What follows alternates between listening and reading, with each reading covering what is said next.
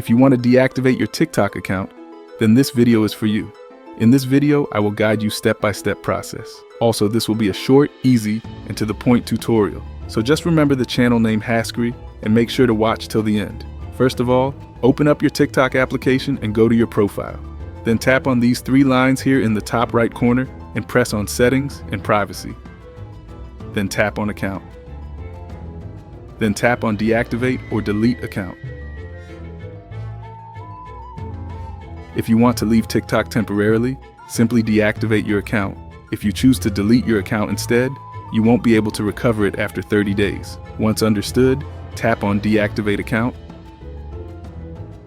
Then press on Deactivate.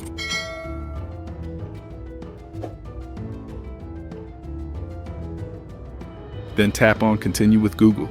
Select that account on which your TikTok account linked, and after verification, your TikTok account will be deactivated. I hope you found this video helpful. Then make sure to leave a like and subscribe to our channel. Thanks for watching.